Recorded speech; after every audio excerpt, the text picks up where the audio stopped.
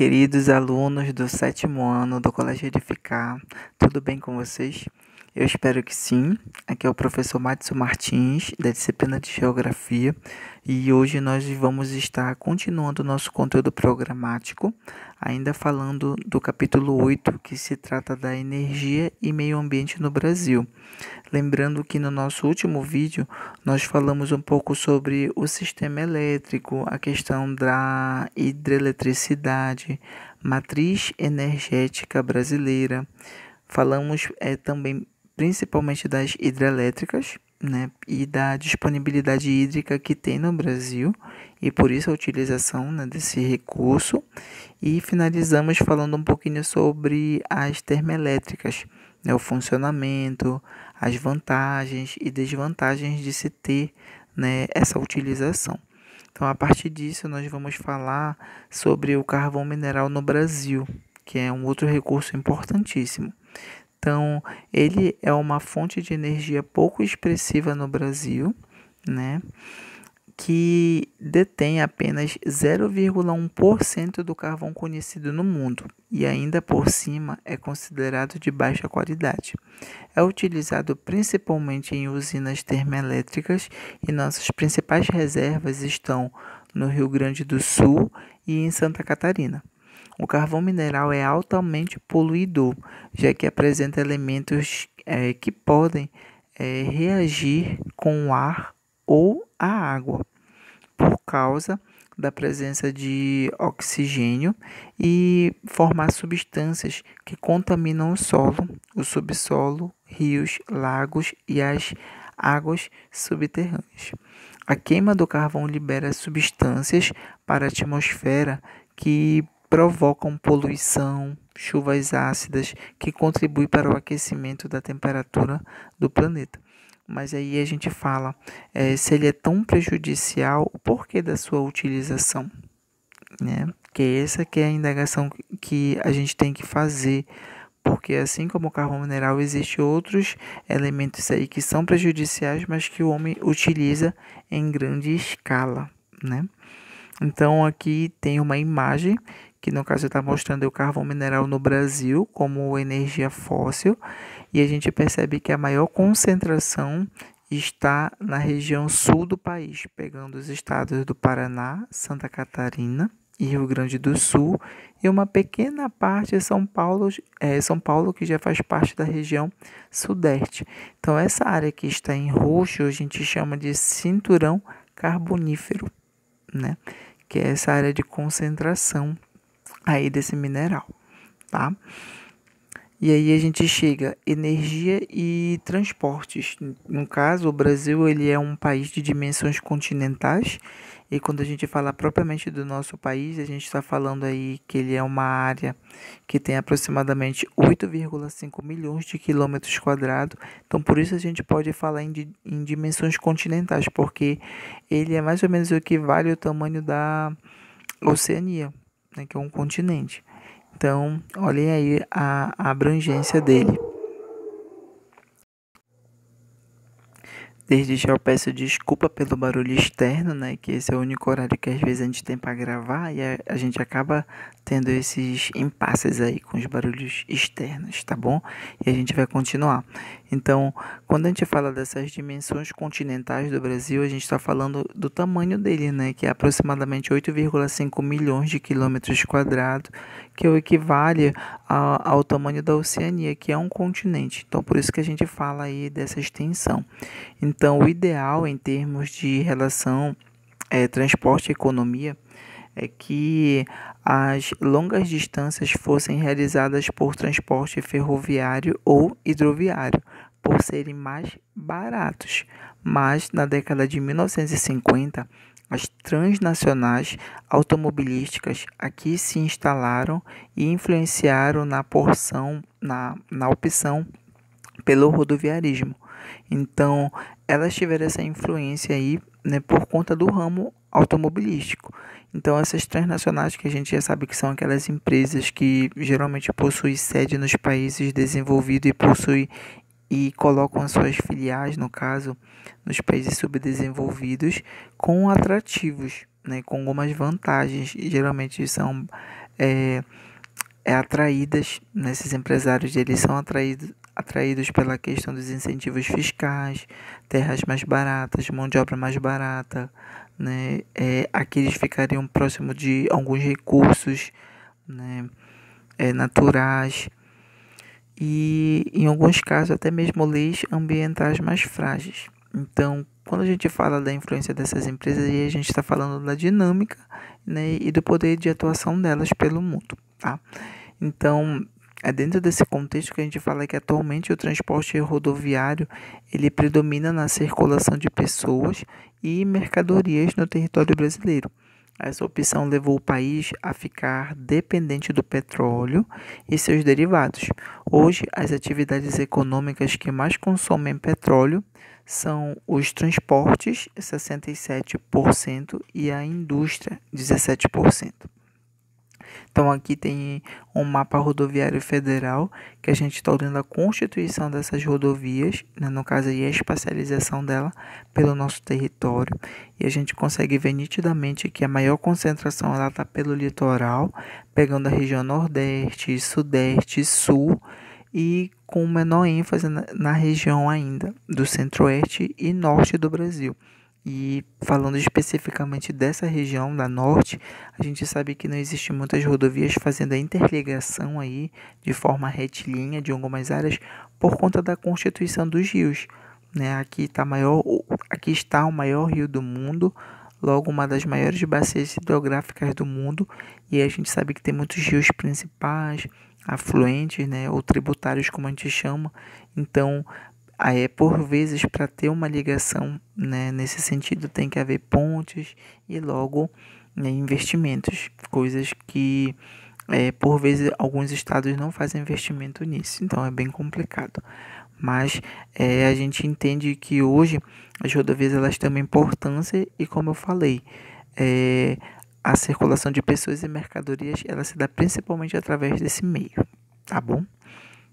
E a gente chega no petróleo, né, que ele é encontrado em bacias sedimentares, formando a partir da decomposição de matéria orgânica, como animais e plantas, soterrados há milhões de anos, né? Sua utilização comercial foi e continua sendo de fundamental importância para a moderna sociedade industrial, já que deles são originados subprodutos como a querosene, óleo combustível, óleo diesel, gasolina, gases de uso industrial e doméstico, além de ele também originar a matéria-prima de plástico, de tinta, tecidos sintéticos e fertilizantes. Isso daí a gente consegue ver nitidamente, por exemplo, quando a gente fala dos fertilizantes na questão da agricultura, quando a gente fala de tintas, tantos ambientes que a gente frequenta e a gente vê pessoas utilizando esse material. Quando a gente fala em matéria-prima dos plásticos, para onde a gente olha, a gente consegue ver algum material que tenha plástico, né? Então, esse é um material muito presente no nosso dia a dia e nas coisas que a gente consome, por exemplo. Então, a Petrobras é criada em 1953, foi a empresa estatal que detinha o monopólio, isto é, só ela podia procurar, extrair e refinar, transformar o petróleo bruto em seus diversos derivados, o que por sua vez asseguraria a produção para o consumo interno. Então, aqui a gente falou aí de bacias sedimentares, é só para relembrar aí o que seriam essas bacias sedimentares, que são aquelas áreas que têm um caimento mais profundo, quando a gente fala aí do relevo, né? E aí percebam que quando a gente olha aí, por exemplo, onde aparece o termo bacia sedimentar, a gente está vendo uma constituição por camadas, né? Então, tudo que está na parte de cima, a tendência ela é cair. Então, esse material que está em cima ele é revolvido até chegar nessa parte da bacia sedimentar. E aí, com o tempo, com a questão da influência, né, de fatores como o clima, a água da chuva, o vento, esse material ele vai ficando, né, para baixo. Ou seja, ele vai ficando soterrado ali. Então, a bacia sedimentar, ela É um processo, no caso assim, natural do ambiente que envolve o relevo e envolve principalmente essas áreas rebaixadas, tá? Então, geralmente vão ter áreas mais elevadas ao lado e ela no centro como área mais rebaixada. E aí, quando eu falo dessa questão sedimentar, eu estou falando da compactação de sedimentos, né? Que pode estar relacionado com areia, com silt, com argila, com o material que tiver ali, ele vai ficando aí em camadas. Tá bom? Então, para a Petrobras, foi um grande desafio, pois as reservas brasileiras, cerca de 90%, estão situadas em terrenos sedimentares, localizados na plataforma continental, extensão do continente submersa pelas águas dos oceanos, o que representa um custo maior, já que é bem mais caro explorar petróleo, né, no mar. E aí, quando a gente vai ver no processo de formação do petróleo, a gente tem essa seta aí que está mostrando o aumento da pressão e temperatura ao longo do tempo. Então, na primeira parte, começando da esquerda para a direita, a gente tem que há muitos milhões de anos o fitoplâncton e o zooplâncton, após a sua morte, eles foram, né, a matéria-prima do petróleo, né? E aí, para uma segunda parte, a gente tem que os restos de organismos parcialmente decompostos foram enterrados, né, sob camadas de sedimentos. E para um terceiro momento, formaram-se hidrocarbonetos que migraram, né, nas rochas até ficarem retidos. E aí a gente consegue ver nitidamente já essa parte de camadas, né, que é o movimento aí das águas dos oceanos fazia com que os sedimentos eles vinham para cima daquele material que estava entrando em decomposição, né, até chegar nesse estágio final, que o petróleo e o gás natural eles acumularam-se e ficaram retidos. E aí a gente sabe que para fazer uma extração de um material desse tem que ter de fato recurso, porque é custoso montar uma base no oceano, né? Porque tem a questão de temperatura e pressão que a própria água ela exerce sobre essas áreas. Então é custoso. E montar uma estrutura dessa é custoso, assim como fazer perfuração.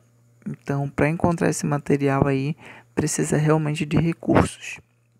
Então, depois da descoberta de um campo gigante de petróleo na bacia de Campos, Campo de Roncador, em 1996, a Petrobras perdeu o monopólio sobre a pesquisa e extração de petróleo e gás natural.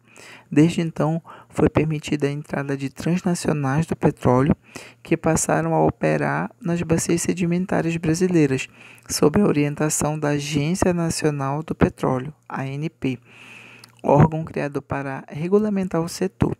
A Petrobras se viu obrigada a crescer e tornou-se uma empresa transnacional, com a atuação de vários países e até no Oriente Médio, que a gente sabe que é uma área que faz extração e é uma dos principais representantes, né, no sentido de comercialização desse produto.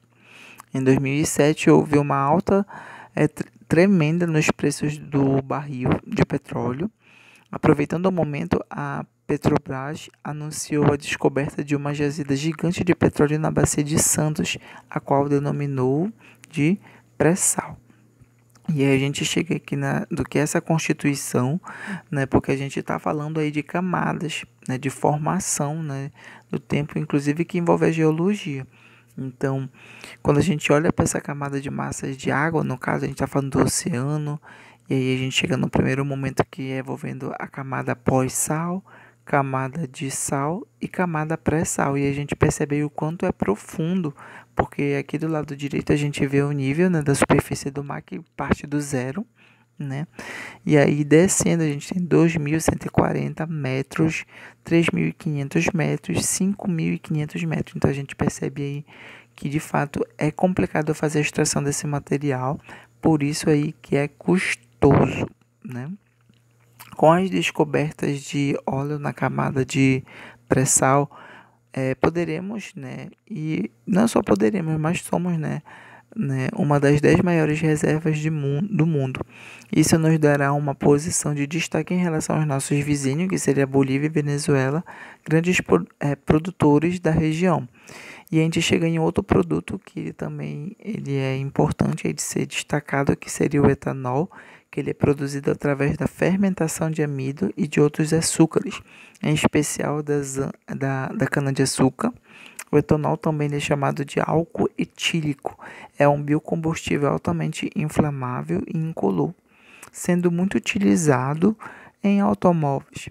Essa substância é renovável, pois sua matéria-prima é obtida através de plantas cultivadas pelo homem. Então, o etanol ele pode ser obtido através da cana-de-açúcar, milho, beterraba, mandioca, batata e etc. Após ser processado, o etanol pode ser utilizado puro em motores adaptados ou misturado com gasolina como combustível. O Brasil se destaca no cenário global como sendo o país com tecnologia mais avançada na fabricação de etanol, tá bom? Então, aí era isso que nós tínhamos para destacar por hoje. Se vocês tiverem alguma dúvida, vocês podem estar me procurando, eu estou disponível e as atividades do livro são para fazer. Depois que terminar, podem tirar foto e me enviar. Se tiver dúvida, também estou disponível para isso, tá bom? Até a próxima, meninos e meninas.